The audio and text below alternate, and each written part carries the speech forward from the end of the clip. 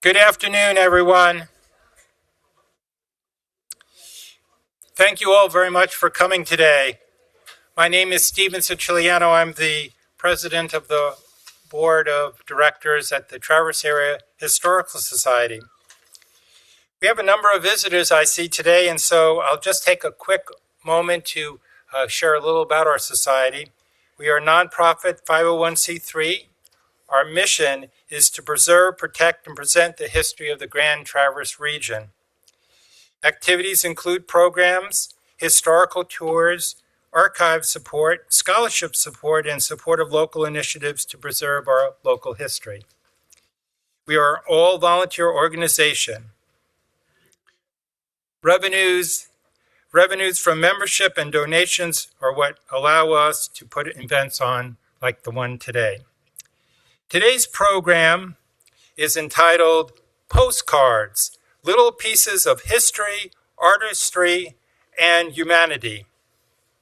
Our presenters are postcard historian and vendor Don Harrison and collector and author Marty McLeod, who joined forces for a highly informative and entertaining presentation today on the postcarding craze of the early 20th century. I'd like to please welcome Don and Marty. Please welcome them.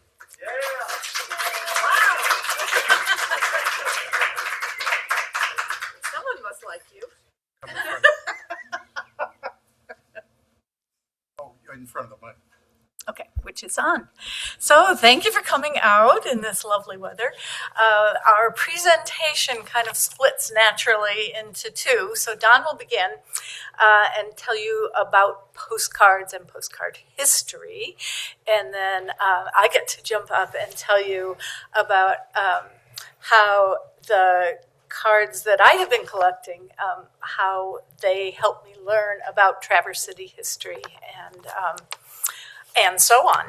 So we considered whether we wanted to give you a little challenge as you listened today. So raise your hands if you want to participate. So we were going to pass out a Traverse City postcard and some writing implements. And as we go through, we were going to have you guess which three cards are the most valuable. Yeah? Okay, we'll do that. You don't have to do it if you don't want to, but it's kind of a fun thing. So all of these cards, except just a few, came from my collection, thanks to a couple people here. And it's a totally subjective thing. What's valuable for one is not necessarily going to be valuable for another, but I can certainly tell you which ones I paid through the nose for. So, so while Don gets started, I'll start passing out the cards and some pens. And if you have, I'm not sure I have enough, but I may. So if you have one that you can use and don't need one, just pass it on. Thank you for coming. Oh, and I brought the cards that you can look at them afterwards if you're at all interested. Well, welcome. I'm Don Harrison. I'm the owner of Up North Memories, postcards and paper collectibles. I've been a collector for 35 years. I've been a professional postcard dealer for 20-some and live in Lake Ann. And the one thing I know an awful lot about is postcards and Michigan history. I'm considered to be somewhat of an expert on Michigan photographers, and a lot of these postcards we'll be looking at today, especially local photographers, their body of work you'll find on as part of Marty's collection. So anyway, before we get to the very first slide, I wanted to explain that that Marty framed this around picture postcards. You can't have postcards unless you have a postal system. So I thought I'd give you a little bit of postal history. The first organized post office was actually founded in 550 BC by Cyrus the Great, the king of the Persian Empire. When I was writing this, I got thinking that if I was a mailman for Cyrus the Great, those stone tablets would be awful heavy. Moving up to more modern times, England was really the founder of the modern postal system. The Royal Mail was established in 1516 and became a public service rather than just for the royal family in 1635. In 1840, Royal Mail carriers were considered letter carriers and couriers, and they were changed to postmen in 1870. In the U.S., the U.S. Postal Service was established in 1775 by the Second Continental Congress. The U.S. postal system appointed Benjamin Franklin as the first postmaster, creating the original Constitutional Post, the original name of the U.S. Post Office. Early mail carriers were, in the U.S., were called post riders, letter carriers, postmen, and then, as we know them today, mailmen or women. Which brings us to our very first slide.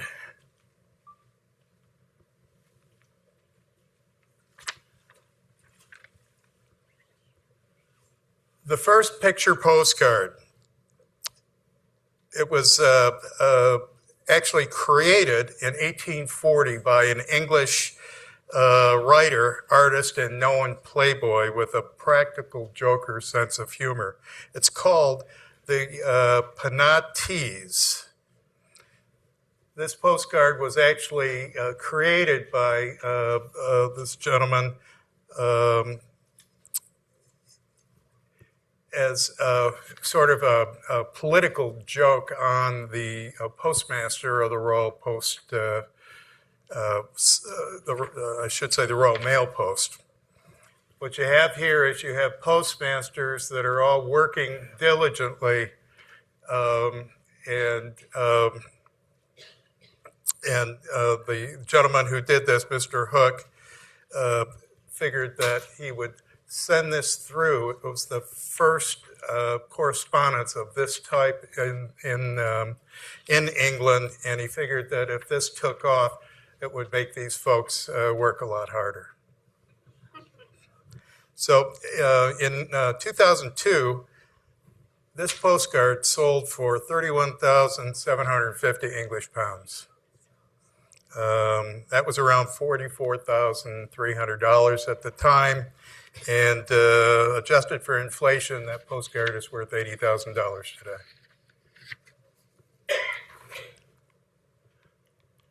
That's a slide showing you that Theodore Hook was the artist and the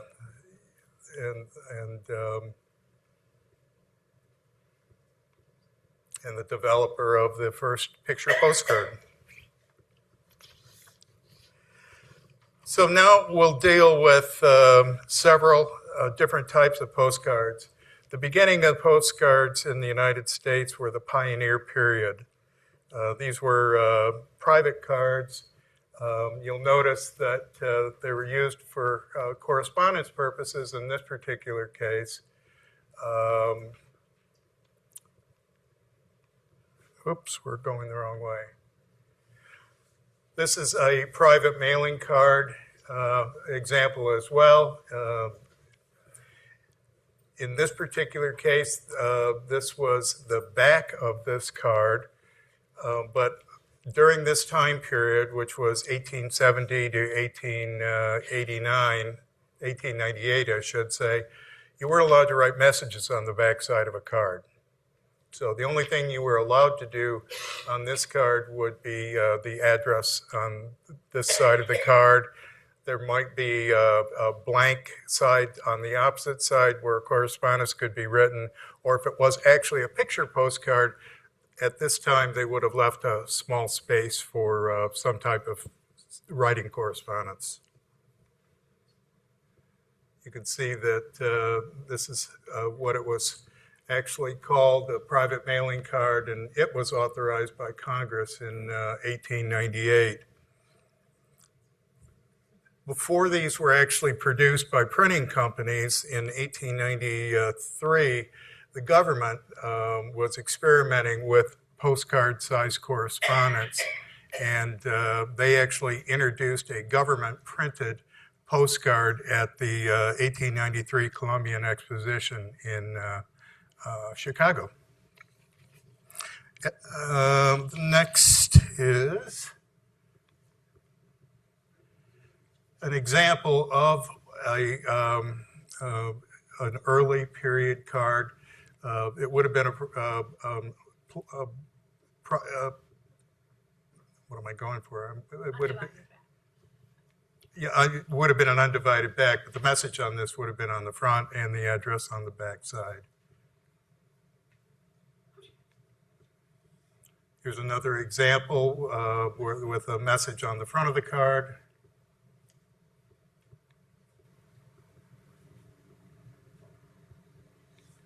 An additional example. In this particular case, Marty, what are we looking at here? Well, I made Don put these in. So we have two examples. So you saw the address for the one person. It was Mrs. Whatever in Niles, Michigan. Well, that doesn't always work as perfectly as the post office perhaps said. So this one, it was a little bit misdirected and had to be sent 4 times from various post offices around the country to finally get to his father. And what messes up the back is both the sending post office and the receiving post offices would both stamp the card. So it did get a little confusing. Here's one a little less messed up. It was meant to be sent to Ithaca, New York, but there is also an Ithaca, Michigan, so it went first there and then had to be directed to. So I love finding these, but someone doesn't think much of it. Honestly, I'm a front of the postcard kind of guy. You know, I make my bones trying to find these wonderful historical views, trying to look inside them, trying to share what I'm seeing in these views. It could be something as simple as this gorgeous old wooden barber pole, or some Edwardian dressed woman on the block, or Perry Hanna driving a wagon with Lady Godiva in the back. You know, I mean, just anything that really stands out. And you know, what I try and do in my volunteer time is to show these things, typically on Facebook, work with different museums and libraries, and try and get people engaged and educated and entertained in what postcards can offer. So we have a number of different views of Front Street looking west here. Some of these may be undivided backs or divided backs. Different periods. This would be considered to be a flush to the border type of printed card. This is a little bit later view, and you notice it has a border around it, and it falls into a category called white border cards.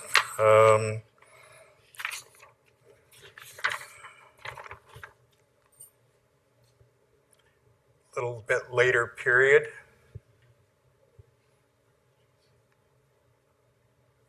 Something a little bit more colorful. This is a view from local photographer Orson Peck. This looks like an illustrated card, but in reality it was printed from an actual real photograph. And then, you know, the publishing company was able to create the necessary etching and printing, and this is the type of thing you end up with. There's a later view yet. That's considered to be a chrome type postcard. To be, I can tell you a lot about that building right there. Yeah. It was sold to the Native But Americans.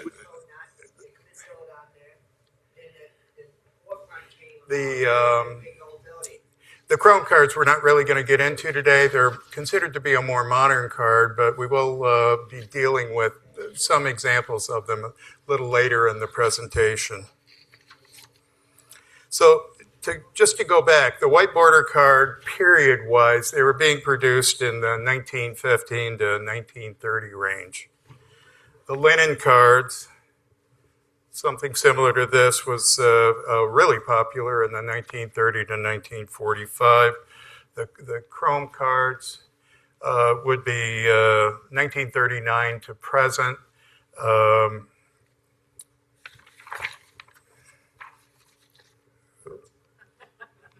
We're going backward.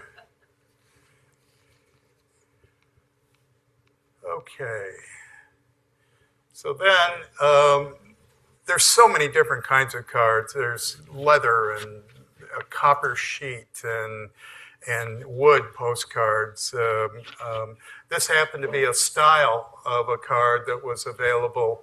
You'll notice that it has a small envelope on the front where a message could have been actually sent in the envelope that was attached to the front of the postcard.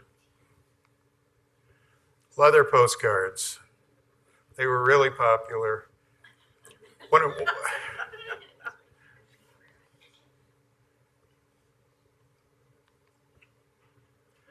Humorous postcards, lots of travel postcards, and lover postcards were very popular. All kinds of humor postcards, anything from something sort of double entendre to women with large features, or, a little bit of everything. I like to call these Anytown USA cards because you can see how Traverse City's kind of squished in there. There were who knows how many cards, and they got every city in the U.S. got put on there. So you could have your hands full anywhere.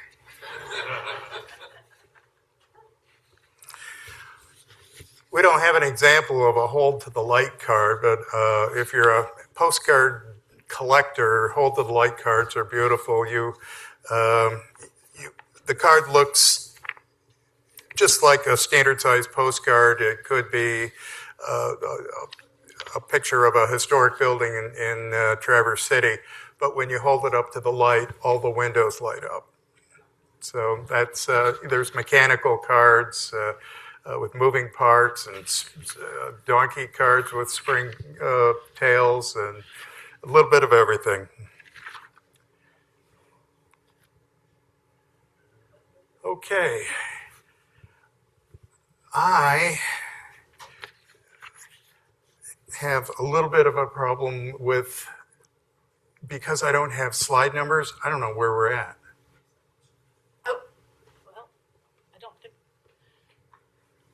if they're numbered anywhere. You'll just have to wing it. Okay.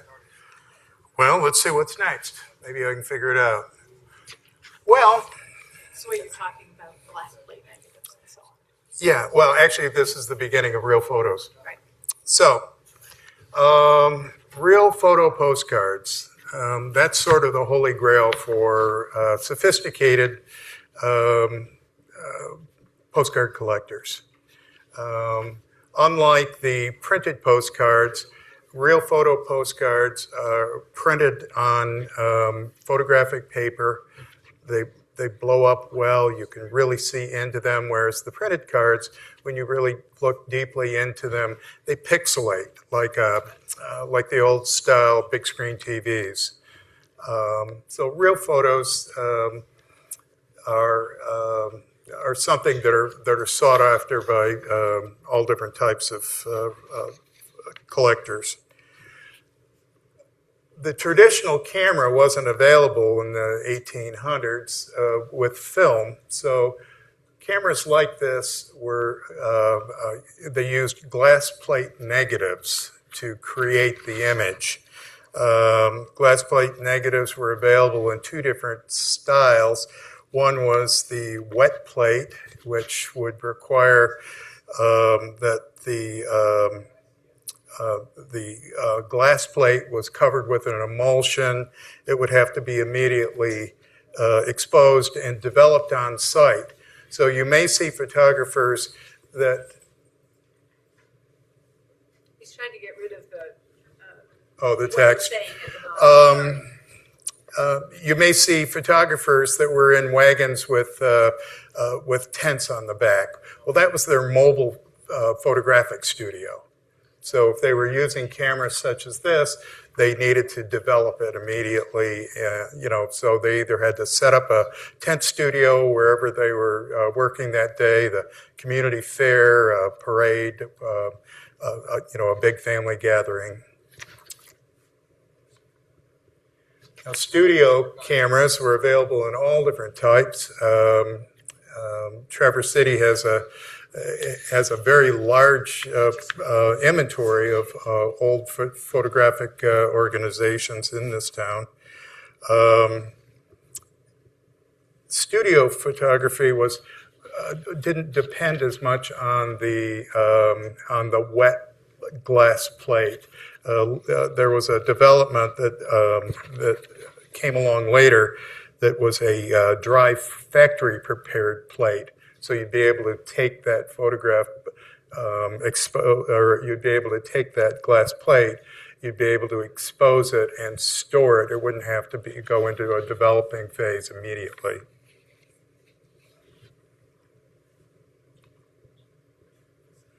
This is a particular size, a local shot of using a glass plate negative. You can see the emulsion on there, a negative just like as if it were a film negative, but made of glass. Chapin's Cherries, I was lucky enough to get this and add it to my collection a couple of years back. And the Kodak Girls. Love the Kodak Girls. Yep, Marty loves the Kodak Girls.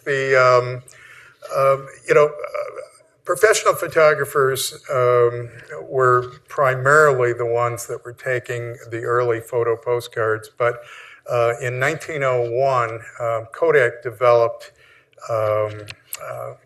cameras for the masses. The Brownie camera in particular was very prevalent.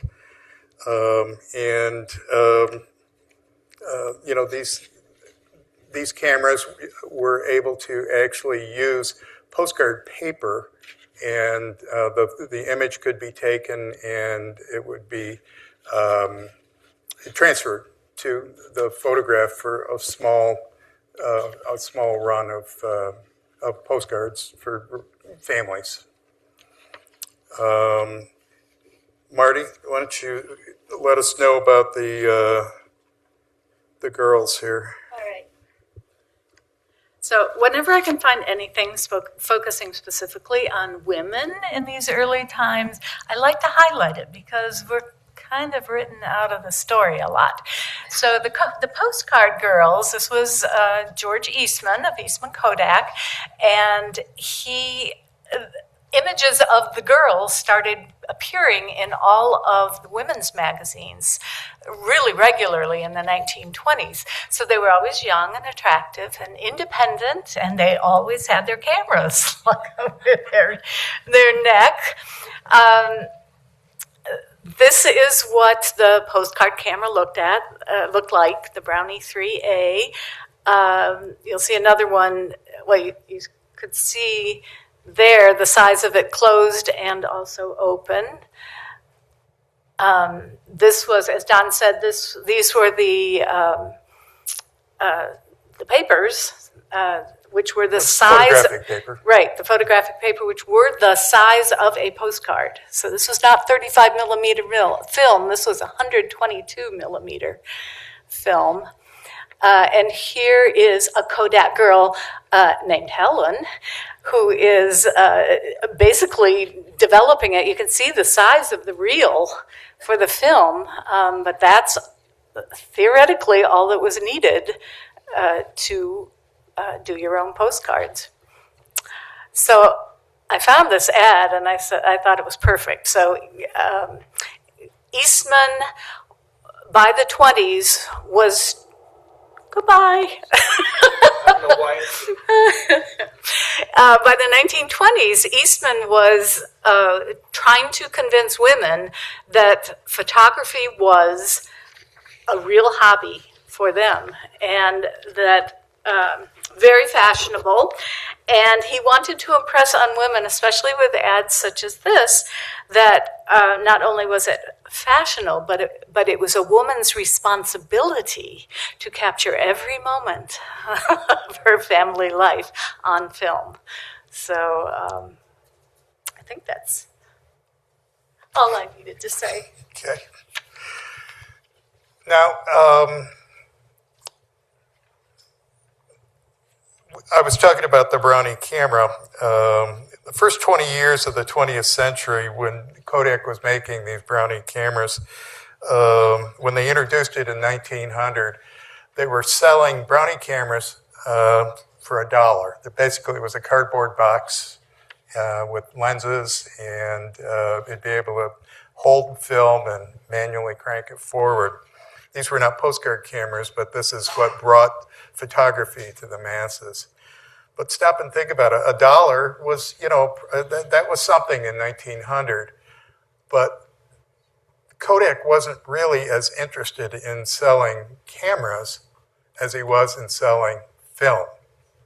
Now think about how inexpensive buying an inkjet printer is. Where do you spend all your money? You bet. So anyway, that was that's how photography actually got to the masses through Kodak using the Brownie camera. Okay. Now, Marty wanted me to talk a little bit about the difference between commercial photography and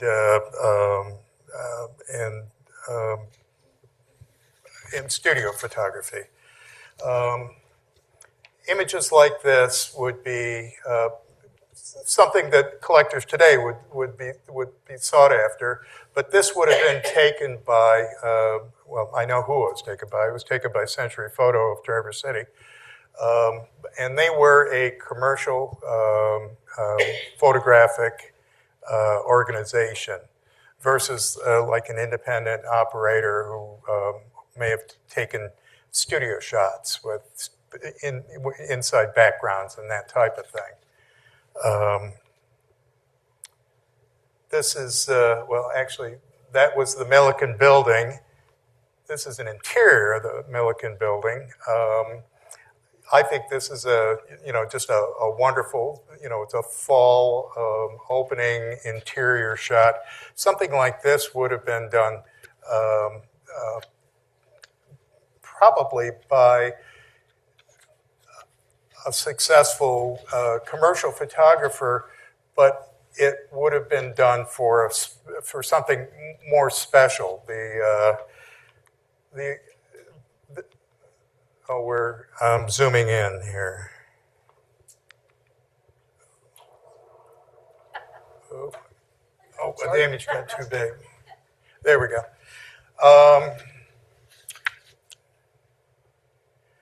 So here we have the bank building. Oh. Yep. Oh, we've gotten big. Okay. That's big. That's good. We got rid of the words on the bottom. Well, I'm not advancing it, but it's advancing. It's advancing itself? I think you may have pushed the advancer. Not fast. Maybe we should use this instead. I can't see what's on the screen. Oh, I guess I can. Here, I can advance for you if you want. Okay. It's on time. It's doing it itself. It's on time in advance or something. Technical difficulties. So basically, that's the difference between the formal shot and the informal shot. I don't know. It increased in size, and it's I think the size is okay. See, Well- it's in slideshow. You need to exit slideshow. There you go. I didn't do that from back there. No, I don't know what happened. maybe there was an How about it? yeah. Okay. No, don't worry about it. Okay. Hey, we're back to the Milliken Building, and just some great local shots.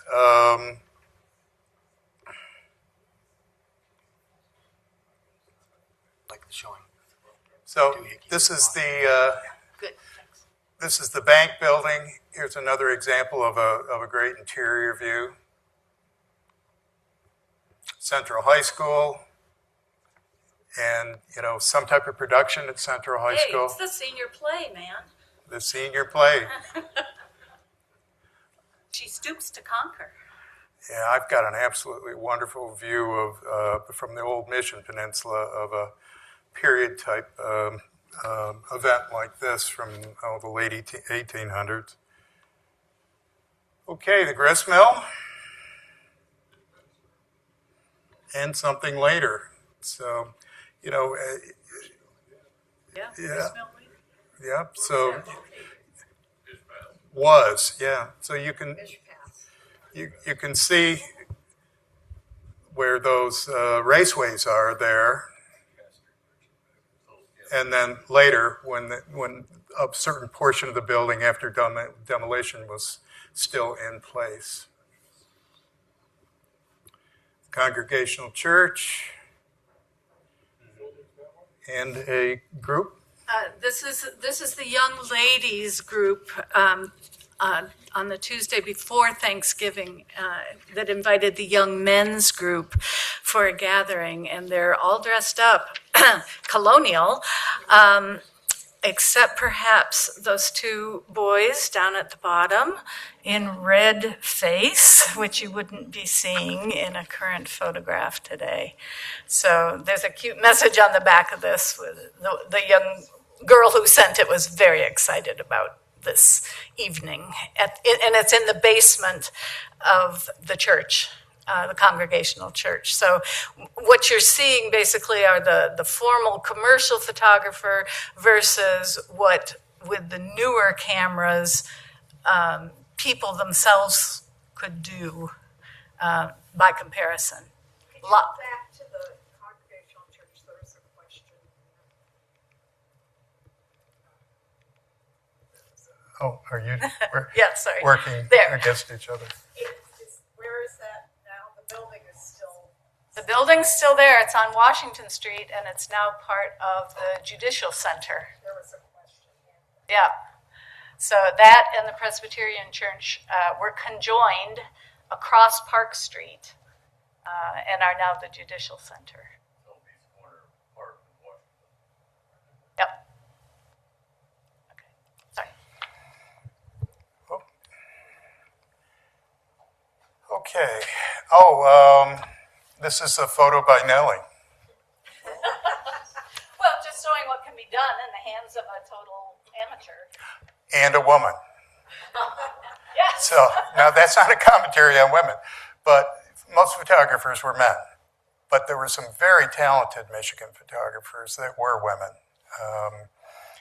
Few and far between in the early days of photography, more so in modern times. But a couple of standouts was a woman photographer up in Petoskey who took just a wonderful series of shots of a Hiawatha performance that was very popular up there for years.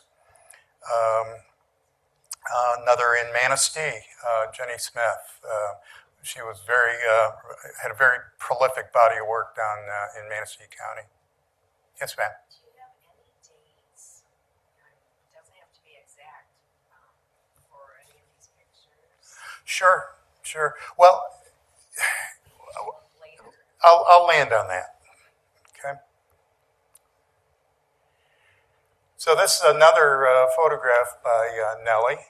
We don't know who Nellie is, but this is the interior of Smith and Price Smith and Price. on Union Street.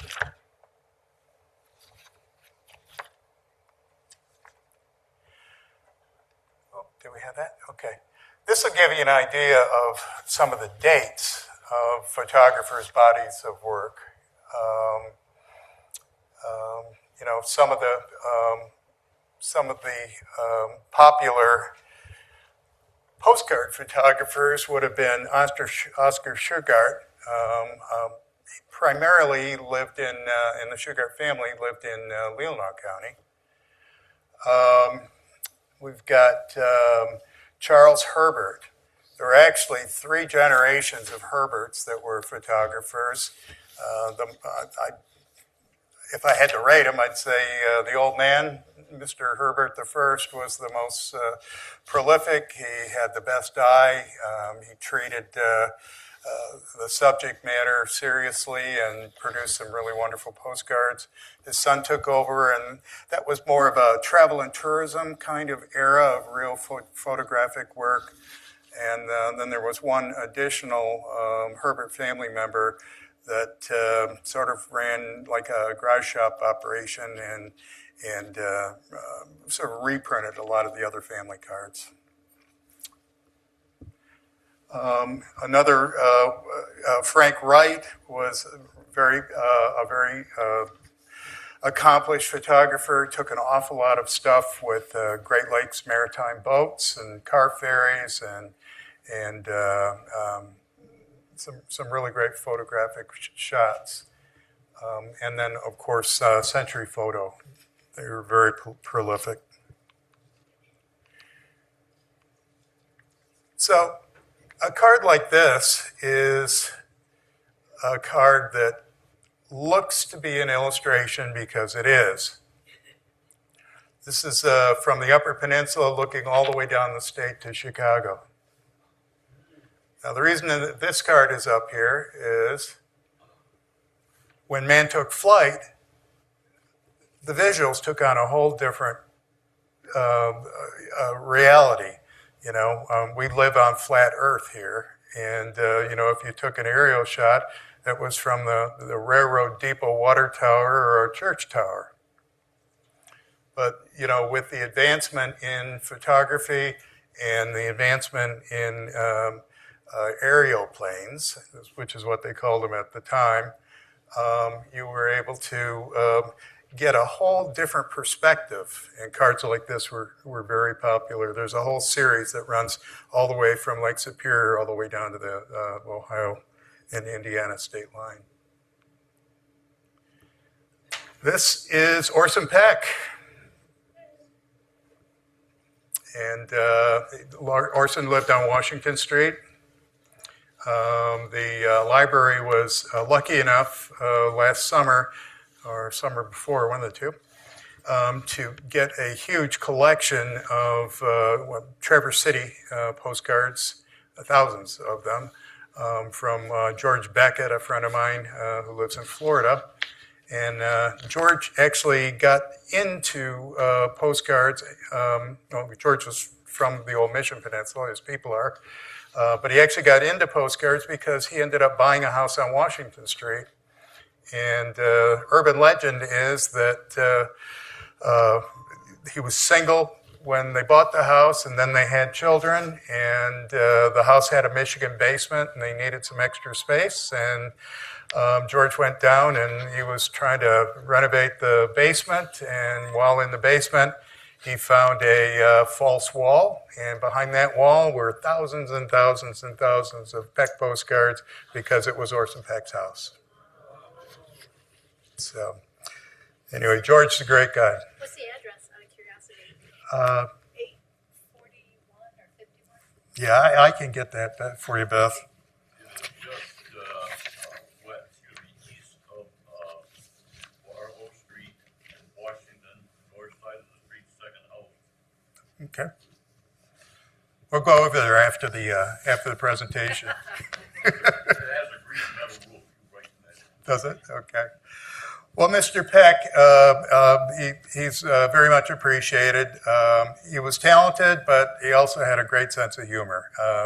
He did an awful lot of things with postcards that people weren't doing at the time, some early Photoshop type work, and we'll see some of that later. This is just a great shot. That's Orson. You know, it's a setup with the Grand Rapids and Indiana Railroad engine. That's also his parents. His father was a Grand Rapids GRI conductor. So that's him in the back. That's his mother right behind him. And that's his wife almost to the back. So while I've been stumbling along trying to give you some facts about postcard history, when I'm really in my element, I just sit with these images and I tell stories about them. That's what postcard collecting is to me. I mean, I could tell you all kinds of things about cards like this. But what about this one? You know, I mean, a sense of humor. We took out a card that has, a little bit of sensitivity to the asylum. I don't know why, but, it was just, tongue-in-cheek kind of joke. But we did leave one in, so.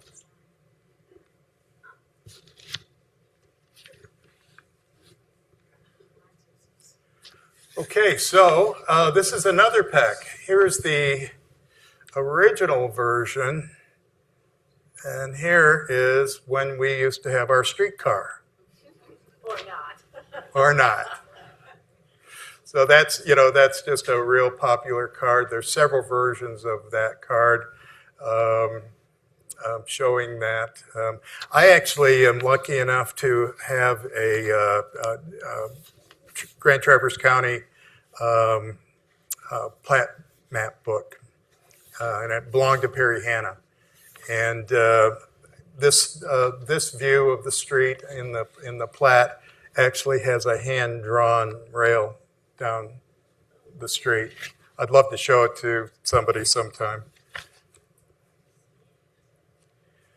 Okay, two different views. Okay, It's actually the same photograph. Same photograph, but you'll notice the differences. You've got street lights. You've got power poles. He just added these kind of things randomly and took one shot and made many.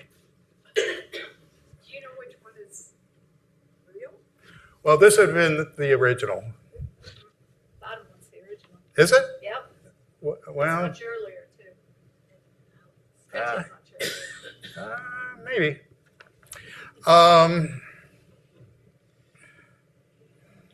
Okay, so this is another story. We've got an Orson Peck photo that was actually taken by another photographer, Edward Beebe in Kalkaska. And what you'll notice here is Edward Beebe took this photo, and photographers used to occasionally buy and sell negatives. So this is the Beebe photo. This is just another example of that photo in a colorized printed version. Here's the Orson Peck version of the original. And that's what he did to it. So how many engines do you need to run that plow?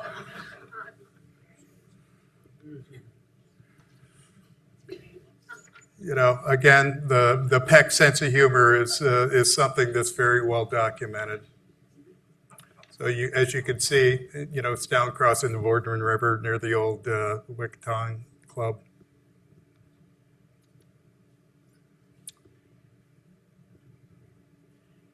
And now this is not a Traverse City photographer, but this is a couple of cards that Marty likes from of Traverse City, but taken by C.U. Williams. And C.U. Williams was an out-of-state photographer, but very prolific postcard publisher. So you can see this is a C.U. Williams photo. That happens to be where outside of his photographic studio in Illinois. This was a very typical type of photographer and publisher's office, usually small, lots of desks.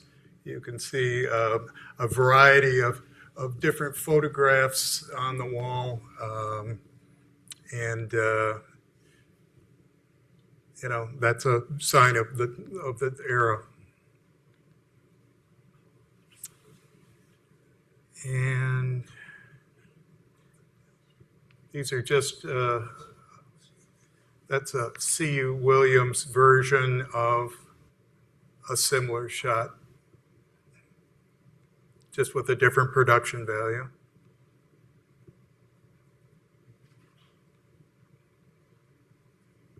Down at the pier, or the docks, I should say. Manistee and Northern Railroad Depot. In the C.U. Williams version with the depot in the background.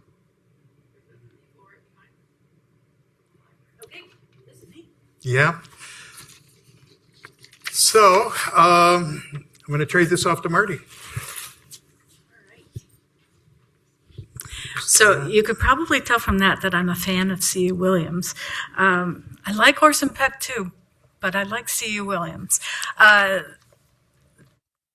This is, I'm going to start off and share with you, oh boy, I'm going to talk fast, some long gone views of Traverse City that we can enjoy today, thanks entirely to deltiologists, postcard collectors, dedicated postcard collectors who kept these little bits of ephemera all through the decades for us to enjoy.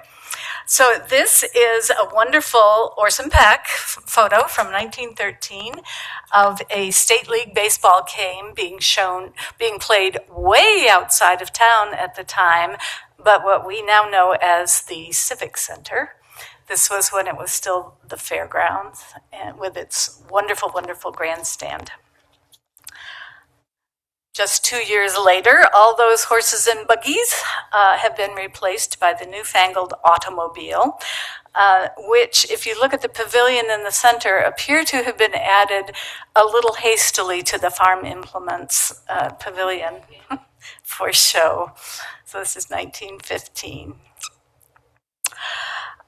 For many, many decades, the quickest and most often the only way to deliver mail to our area was by boat. So the steamship Missouri was a very common sight, pulling into the northern Michigan transportation docks. What is not very common is the view of its interior, quite luxurious. And I never would have guessed it from the outside of the ship. This is taken looking north from Hanna Park. It's a rather grimy scene from 1910, and when I see things like this, I always have to remind myself that people took pride in scenes such as this that represented prosperity and progress.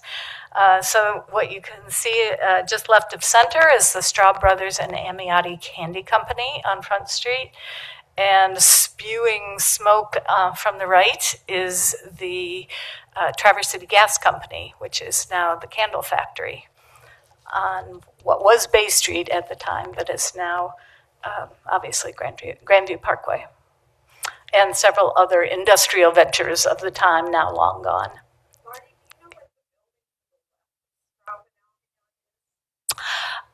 It was a feed store, and right now I can't remember the name of it, but it was right on Front Street there.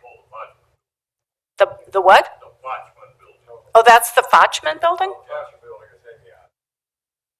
Yeah, Fochman I thought was the candy company.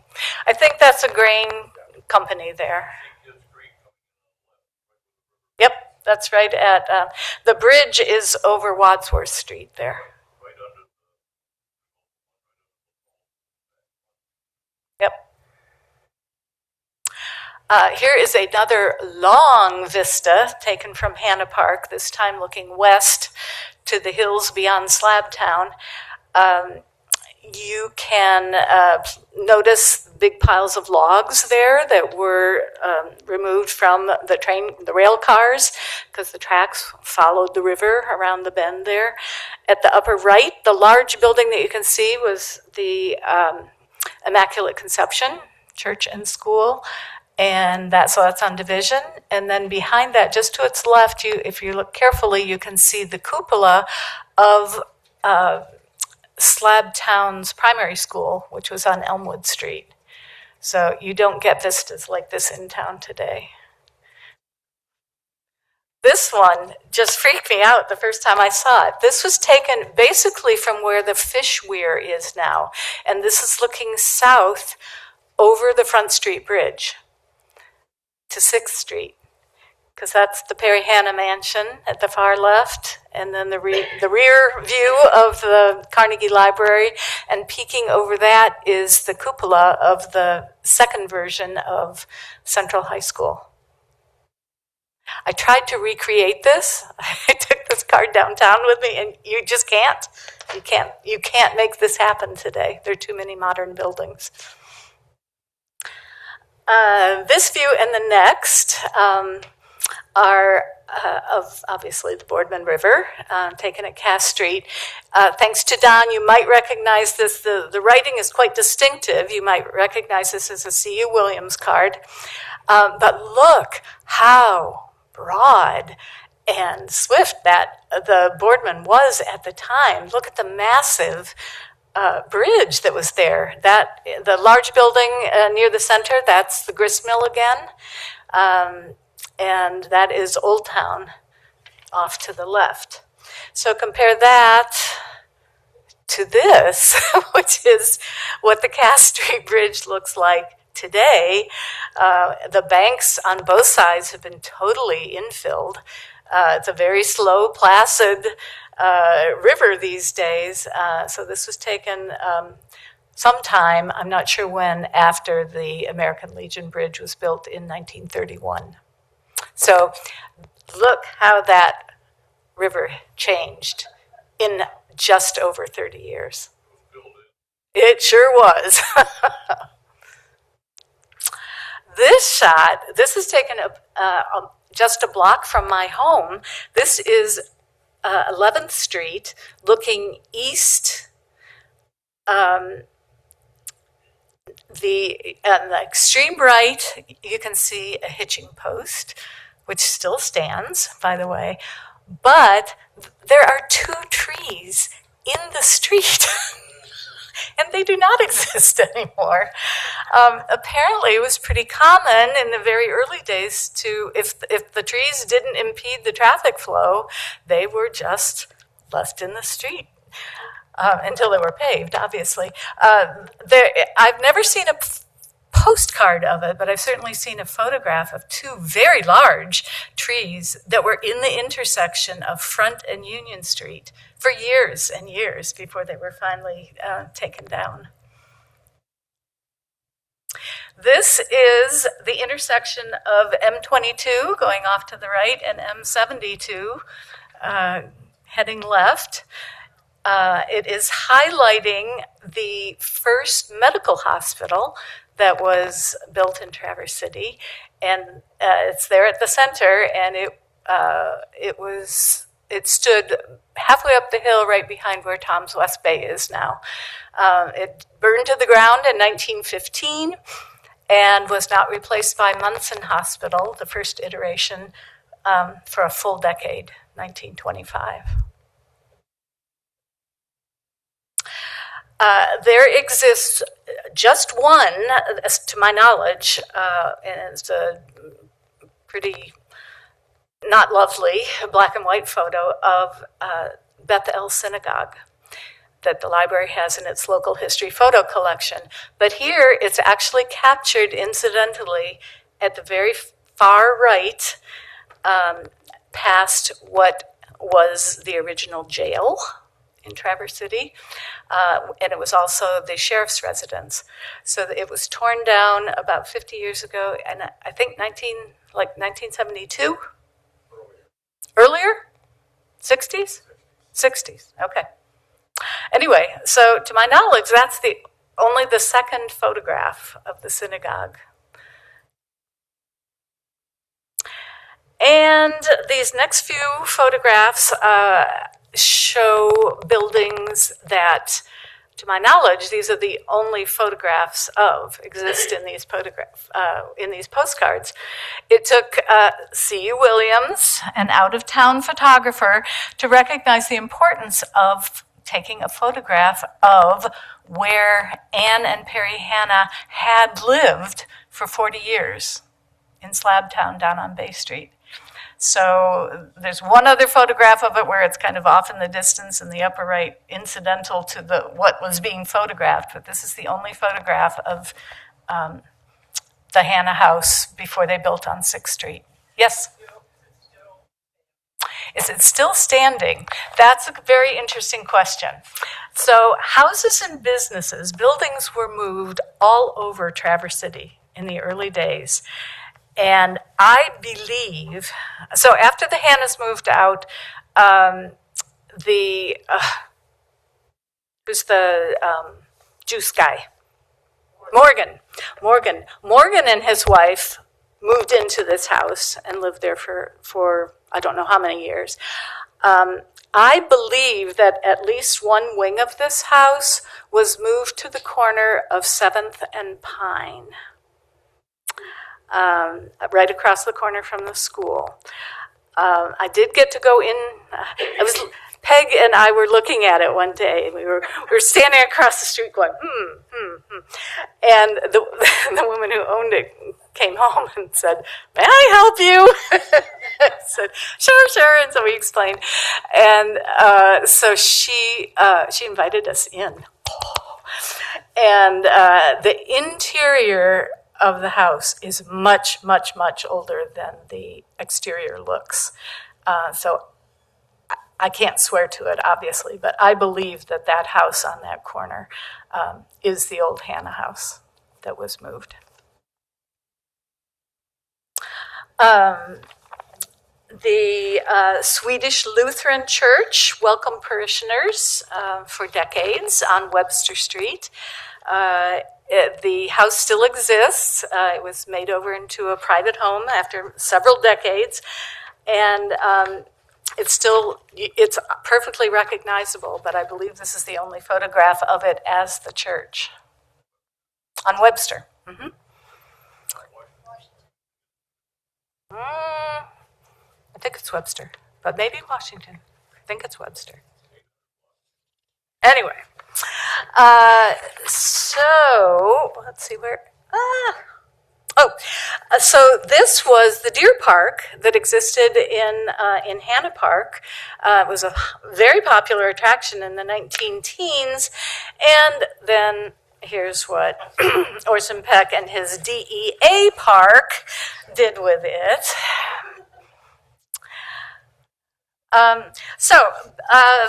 Beyond what, just enjoying the images themselves, I love looking closely and trying to figure out what else can be told, what else we can learn from these old photographs. So this is the 4th of July parade in 1909, and you can see that Front Street is actually bricked diagonally, which is kind of interesting. There's a lot of wonderful, underneath, there's a lot of wonderful headgear to admire, and this is, of course, the fire department with not one but two of its brass steam pumpers, the Queen City 1 and the Queen City 2. But what really got my attention was that Smoke Union Made Cigars banner over the street. So through the years, Traverse City actually had 31 cigar manufacturers.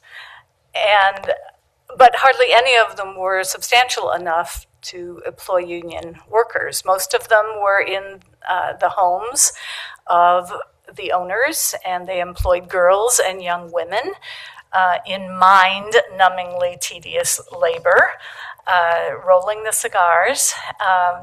They were not allowed to join the Cigar Makers Union, which was headquartered in Old Town at the time, and were, of course, paid a pittance for 10 hours a day, 6 days a week of work.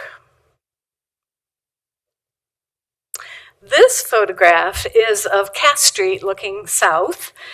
So in the center, you see the spire of what was the Christian church, which is now the Old Town Playhouse.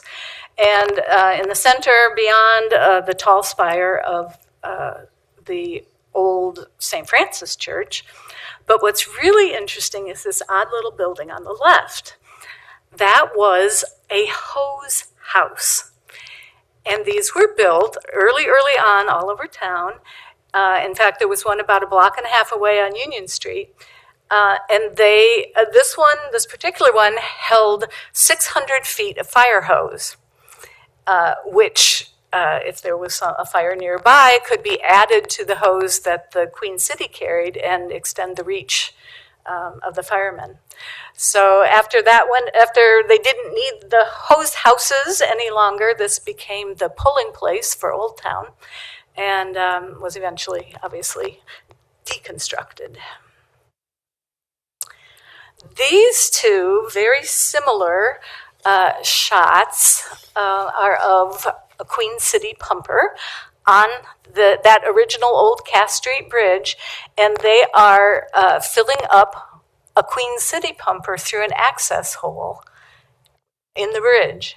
But what you'll notice is that the view on the bottom, the negative was reversed before the card was printed. So you can't, even without Orson Peck's intentional chicanery, you can't always believe exactly what you see.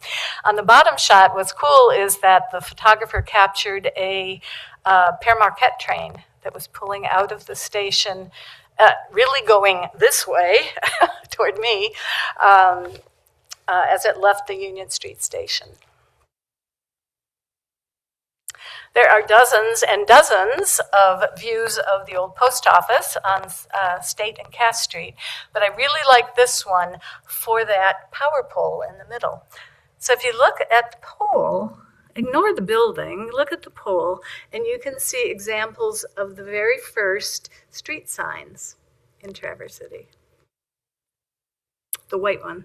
Below that is a sign warning automobilists that they had better not exceed 10 miles an hour in town, which is interesting because horses were held to 8 miles an hour on Front Street and 12 miles an hour on Union Street. And no, I don't know how they either measured or enforced that. This view is also really interesting because of the early litter basket at the bottom of the pole. So, how many of you knew that the Park Place had a putt-putt golf course at one point? Yeah? So this is looking north along Park Street. It is not Pirates Cove by any means, but I guess it was challenging enough 100 years ago. If you look up at Front Street, going left to right, you'll see an early gas station, and that's the old Ford Hotel on the corner, which made perfect sense because at the time this photograph was taken, Front Street was still the highway through town. And at the extreme upper left is the old GR&I train station and the train tracks. You can see a train at the extreme right, and those were not replaced by the Grandview Parkway until after 1950. So beyond views of prominent buildings and beauty spots, Postcards have also been spotlighted Traverse City celebrities. So this is Mr. Whipple, who was posing for a portrait just a year before he died. He was born in 1800 and was quite an adventurer. He survived the Civil War, and he also traversed the Rocky Mountains 6 times. By the time he moved to Traverse City in 1892, he was still at 92 years old, still a successful fur trapper. And Uncle Dan, as he was known, he was a familiar sight because he would walk nearly every day from his house 7 miles out of town with his stick, and everyone knew him. Another local celebrity was Maud Miller Hoffmaster, and this is taken not far from her home on East Bay. She was quite a prominent painter, and she displayed her landscapes as far afield as Paris. In 1943, she was tapped to establish the fine arts program at the National Music Camp. And for the next 14 years, most of them unpaid, she worked to bring the students from the original 6 to over 300 by the 1950s. So this particular photo was taken with her band of faithful neighborhood cleanup crew boys. I think there were some girls there too, but several of them still live in the area, and I have actually met one of them, and he is proud to have been part of this gang. Maud was the inventor. She coined the phrase, the term litter bug. So don't be a litter bug is all down to this lady here. There actually is a funny story about this card because the kid on the far right, his name was Dick Cobb, and he was down with the chicken pox. And he was determined to be in this photograph. So his mother finally relented, and she said, okay, you can go, but you have to stand away from the other kids, and you have to come right home to bed. So that's why he looks a little dopey there. Poor Dick, you're not here, are you? Okay, everyone of a certain age from the locale will recognize Don Melvoin as Deputy Don from the 1950s. He actually moved on to play in some of the old favorites, Mayberry RFD, and Marcus Welby MD, Bonanza, and even The Twilight Zone. But he came back to Traverse City and to WPBN to host the Count Zapula horror series. And was even a posthumous nominee for the official Horror Host Hall of Fame in 2022 and 2023, which I find amazing. Anyway, thanks to George Eastman and his Brownie camera. The not so famous could also be immortalized on postcards. So here is little Lucy May in 1906, and she was the younger daughter of Hattie and George Amiotti of Candy Company fame. This 1912 card shows Merle Margaret Ellsworth. The card was sent by her proud papa and indicates that she is serving tea to Mary, Bumps, and Teddy. So I suppose that means that that little black doll at the center would have been happy just to have a seat at the table at the time. And here's one of my favorite people. So these are the Pecks. Albert W. and Mrs. A.W. Peck. It was always Mrs. A.W. Peck. No relation to Orson W. Peck. And they are sending their good wishes from 8th Street with their homemade Christmas postcard. Al was a travel agent, and Mrs. A.W. Peck was the self-proclaimed conscience of Old Town neighborhood. And a serious do-gooder. She was, there are some actually pretty funny stories about her, but she also did seriously good things for Traverse City.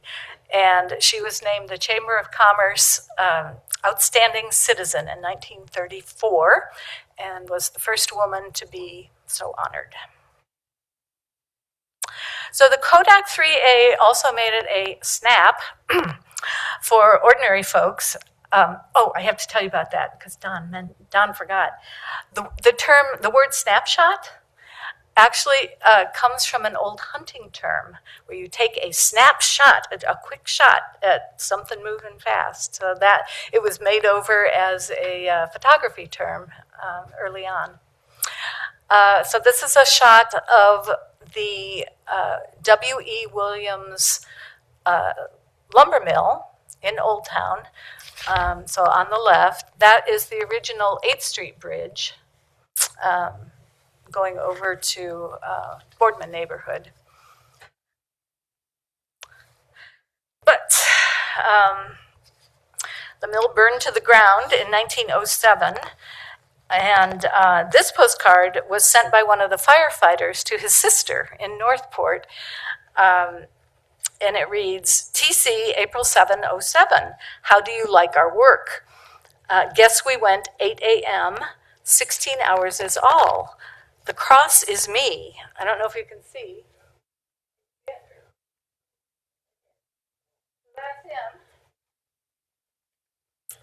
him. Immortalized on this postcard. The message on this 1910 photo of Kids Creek, which was known as Asylum Creek at the time. It's on a rampage after a bad storm, and the message says, all over Trav City are postcards of this creek at normal size. This is only postcard of it in flood. Looks like a familiar view from just a few years ago. True. Similarly, 2 years later, the creek flooded badly again, and the sender of this card, who took the photo, is pointing out the cave-in at where the creek crosses below Division Street. This card documents another weather event, one of our infamous March snowstorms. And notes that it was taken from the Hannah and Lake Company sidewalk on March 10th, 1918. It's really interesting how the blocks are so similarly sized. I don't know how they might have done that. So it appears that all of Traverse City turned out on July 4th, 1907, when the Manistee, Marquette, and Northern Number 1 made a special publicity appearance in Traverse City. It's shown here docked just west of Union Street for the day, just the day. The railroad car ferry normally ran between Northport and the UP. They did run some additional trips that day. They went up to Bowers Harbor as well. Cool. So sets of 24 postcards were printed to mark Traverse City's centennial in 1947. Old photographs were reproduced, not very clearly, and sometimes with incorrect dates, to commemorate milestones in our city's history. This is the only photograph that I'm aware of the original Central Grade School. But if you look at the cupola, you can still see that because Reynolds Yankoff has it, uses it as a gazebo in their back garden. It says 1890, but that wouldn't have been. No, it would not have been 1890. So not part of that 24-piece collection. This is a great candid shot that someone grabbed, showing participants' best efforts to recreate the splendor of 100 years ago. So through the years, postcards have been used for simple notification purposes as well. And I have some really good local examples. The mail back then was delivered 3 times a day. So theoretically, you could post a card in the morning and it would get to it, if you were in the city, and it would get to its destination by that afternoon. kind of the instant messaging of the day. So this is a very early 1903 card announcing the annual meeting of the Traverse City Musicians Association at the Opera House. Another announcement, this by a business owner, Mr. Hank Slaby, and he was moving from the east side to new premises on Bay Street. I love this one. His rather frantic appeal for bottles to be returned to the Queen City bottling so they can be washed out and reused. Here's an announcement that the state Sunday school convention would be held in Traverse City in 1905. And kind of similar, the Michigan State Grange Association was meeting in Traverse City in 1909. And the note on the back of this card is from the organizer, and it's being sent down to Mason, Michigan, and saying that if Ludington wants to hold the 1910 meeting, they'd better get a move on. This is a fabulous postcard of announcement from the Wickwitong Yacht Club that there would be a regatta that August. And here's what Orson Peck did with it. And this one is kind of cool. This is the announcement that airmail services would be established at the Traverse City airport. What doesn't make sense to me is that it's in the run between Bay City and Sheboygan, both being on Michigan's east coast, but nonetheless, there it is. And it's undated, unfortunately, but I suspect it was from the late 1930s or early 1940s. So businesses were also very quick to recognize the inexpensive advertising opportunities of postcards. Here's a card from the Needham Business College on Front Street in Traverse City, advertising its fall term. Here is a really sneaky postcard from the First National Bank, made to look like a handwritten personal card from everyone's good friend, John C. Here's another card from the First National Bank, and they have reprinted an 1870 view of Front Street. And it is showing the X marks the spot. That was the first building when it first opened. And everybody knows that pretty ladies can sell just about anything. In this case, corsets for Millikins. And some thrifty lady has taken that free postcard and written her own on it and sent it off. This card shows Larry Fuller's band. I would guess this is from maybe the early 1920s. And they are advertising for business out of the old Anderson Hotel on Front Street. And frankly, better than most doesn't seem to be a real strong advertising gimmick, but hey, good is the best. This rather standard 1930s view of the newly rebuilt Park Place highlights all the amenities, including the colonial dining room, and the price of rooms with and without a bath. This is a great interior shop of Eddie's Grocery, Eddie Klaus. In 1941, they were on Front Street in what is now the Nobbin Rock Shop building.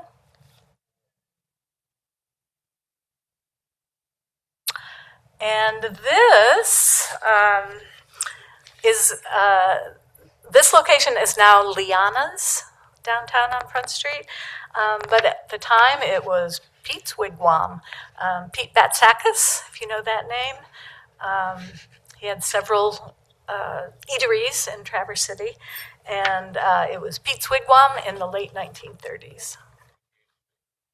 What's that? Became state interest Um, or one thing. I looked it up and it was Liana's, but it's debatable. So once you go down the postcard collecting rabbit hole, it doesn't take too long to encounter the subgenre known as QSL cards.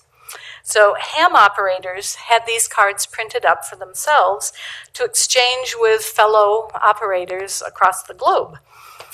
So with any hobby, it kind of has a language all its own, and I discovered that Samuel Morse himself developed the 45 three-letter Q codes that allowed ham operators to communicate with people who did not speak a common language. So, for instance, QSL means, do you confirm receipt? If I have, well, another thing I learned when I started collecting local cards was that so many of them were written in different languages. I have cards written in French, German, Norwegian, Polish, and especially a bunch in Czech, proving that we really are a city of immigrants. So the note written on this fabulous card of the Hannah Lay Mercantile 1909 spring display is written in Old German. Do I have it? No, I don't. Was written in Old German by Papa Liebman to his young daughter in Missouri. And he asks her to please learn some reading and writing by the time he is able to come back home again, and to see that she gets the book for Mama. So John Kopacek sent this card home to his parents while he was touring Prague in 1907. Václav, his father, was a first-generation Bohemian in Traverse City and a retired wagon maker living in the heart of Old Slab Town. John describes his visit to the Sokolsky, which was a precursor of the scouting movement in Eastern Europe, and his astonishment at watching 8,000 Sokol members exercising all in unison. So if I have a choice between a postcard that's been posted or unposted, I always choose the used version, because for a nosy historian like me, it's the personal messages on some of these cards that can provide real insight into life and times of Traverse City. There are several versions of this postcard floating around. This is the old Cherry County Playhouse. Most of them are in Kodachrome vivid color, but this one has a signed note on the back by the Playhouse producer, Ruth Bailey, who was looking for apprentices in 1958. This real photo postcard of a March 1908 ice storm on State Street was sent to a fellow teetotaler and temperance leader in Henrietta, congratulating her on Wexford County going dry. Grand Traverse County had not gone dry, but the sender, whose name Charles, had great hopes for the future. But of course, he had to wait a full decade until Michigan voted in prohibition in 1918. The Chequamegon was one of several little steamers that made frequent water taxi runs all around Grand Traverse Bay after the turn of the century. The note on this one reads, "Dear Lillian, this is the boat we go out on quite frequently to Marion Island to dance. It takes 3/4 of an hour to run over on Tuesdays, Wednesdays, and Fridays, and it stays till 11 p.m. On moonlit evenings, the ride is glorious. Alice." This undated card is Cass Street looking north from the ladies' library, and its unpunctuated note, it just cracks me up. This is Wednesday. I'm feeling fair. Baby has forgot to sleep. She wants someone to hold her all the time. My bowels moved yesterday afternoon. How did you get home? Was everything all right or not? I hope this wind quits blowing. I churned yesterday and Tilly was hid in my underskirts. Well, I will close. Rose.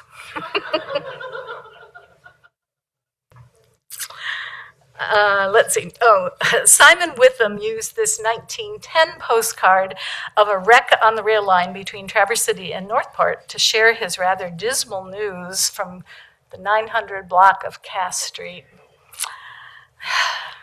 Dear Cousin Ray, I will write you a postcard to let you know that I am well and hope you are the same. Well, Ray, I am working in the yard to the basket factory, and I am working to the dreamland at night. I wish that I was out there to work, but we want to get out of debt before we go away from here. Goodbye from Simon. So the Wells Higman Basket Factory was on East 8th Street, and the Dreamland Moving Picture Theater was on Front Street. But even worse news was announced with this card of the Hanalei Mercantile, which was written in Czech to Katerina Herchik in Chicago. 1 March 1913, Dear Kati, I'm informing you that Murawski was killed in the forest across from Babel's. They had the funeral in the square yesterday, and Regan's boy was drowned. Greetings to everyone, Anna Vadron. So when you look into the story, you find 24-year-old Frank Murawski's tombstone in Oakwood Cemetery and a death certificate indicating accidental death caused by blow on head by falling tree, crushing skull, and double fracture of jawbone. So it's a sad tale, but I will finish on a happier, if somewhat snarky note with this next rather ordinary view of the Park Place, which was sent home to Detroit in 1948. Hi, Gumdrop. Expect we'll be home before you are. Saw miles of green cherry orchards today. This is a nice town, but not very exciting. Lovely room, though, Marge. So, I do not understand the penchant for having little Dutch kids on postcards, but they're all over the place. I just wanted this one for the camera. But so before we see how well you do at valuing postcards, are there any questions or comments for either of us? Yes. During the height of postcard sending, okay, what annual number of postcards were mailed? What a very good question for Don. Couldn't tell you. You know, I mean, just millions and millions and millions. I mean, I've been a postcard dealer and collector for 30 years, and these two hands have probably touched close to 2 million postcards. So that's how many were out there. Back at the beginning, you know, the beginning of the postcard days, postcards were so popular, like from 1901 through the golden period to 1920, that people would actually have parties and they would swap postcards at the parties. It was like a social event. So, I mean, that's how important it was to American society and internationally as well. Anything else? I'm sorry we ran long. Okay, anyone want to volunteer their guesses? Yes. I vote for the Northland Unlimited train card with Peck on the front, September of 1920. Anyone else? Ding, ding, ding, ding, ding. We have a winner. Marty and I actually disagree on value, okay? That would be a great choice for monetary value. But postcard collecting is about so much more. It's about artistry, photographic excellence, local history, I mean, there's just so many levels of value, you know, including sentimental value. There's families out there that will never get rid of their postcard collection, and their kids don't want it. Unfortunately, that stuff's probably going to end up in the burn barrel or the landfill. And that would really pain Bing and I. But you know, that's one of the things that I do is I try and save those cards from that eventuality. Just 2 days ago, I picked up close to 20,000 cards in Grayling. Spent the last 2 days going through, sorting, culling, trying to figure out what's what. And now I've got to figure out a way to alphabetize 20,000 postcards by city, state, and topic. But yeah, so Bing's answer is great. I mean, that Orson Peck card, I mean, it's got all the elements to make it a desirable and interesting collector's item. Anyone else? Yes. Just a question on your 20,000. As you go through them, is there a pile that aren't worth holding on to anymore? Like the one in your hand? Yeah, sure. So yes, there is real value. Okay, historical view. Just because we're talking about local history here, real photo postcards, historical views, things related to logging, railroad, Great Lakes maritime shipping, local community parades, train wrecks, fires, firemen, people at work. All of those things are really interesting and add value.